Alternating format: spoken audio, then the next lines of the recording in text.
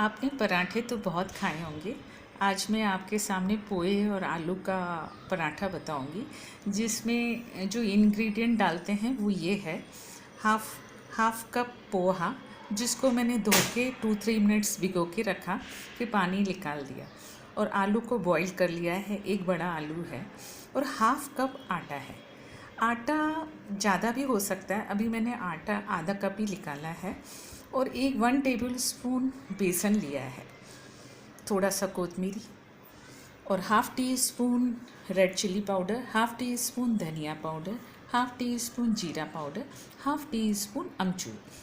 अमचूर के बदले आप चाट मसाला भी ले सकते हैं। और आधा कप मैंने स्प्रिंग अनियन लिया है, जो कि इस पराठे को बहुत ही अच्छा टेस्ट देगा। अब ये चीज़ और स्वाद अनुसार नमक डालेंगे।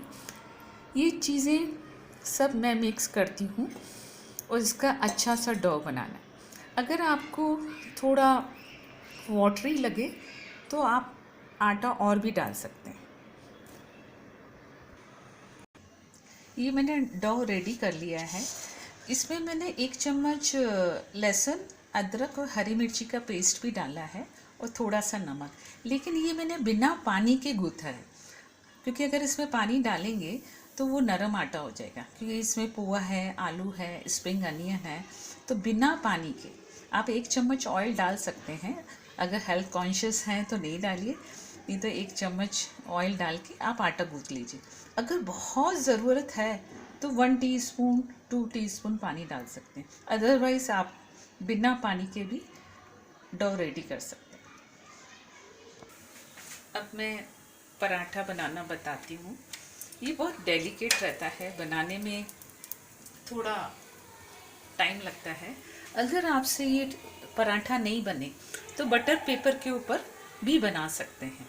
मैंने तो ऐसे ही सिंपल बना लिया, लेकिन अगर आप लोगों से नहीं बन रहा है तो किसी बटर पेपर पे बना के आप बना सकते हैं।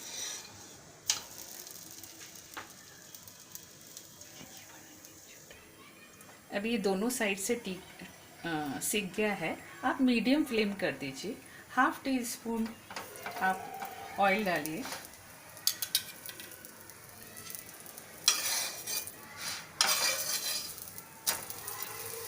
मीडियम फ्लेम होना चाहिए और आधा टीस्पून दूसरी साइड से,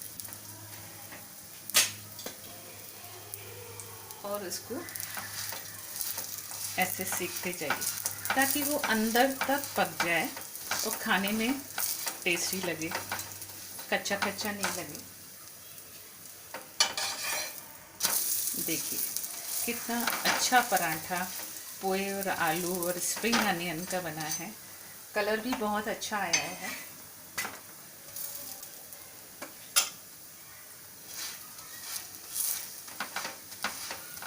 थोड़े सेकने से क्या है कि वो कच्चापन नहीं लगता है और खाने में टेस्ट लगता है।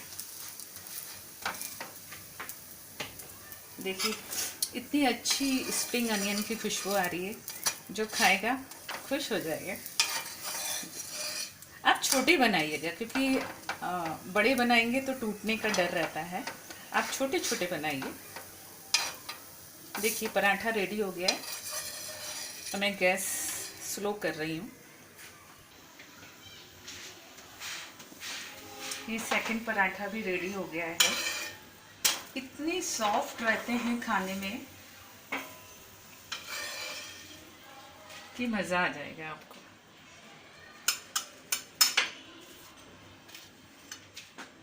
ये 2 पराठे रेडी हो गए। अब आप खा के और मुझे कमेंट दीजिए कि आपको स्प्रिंग अनियन, पोहा और आलू के पराठे कैसे लगे।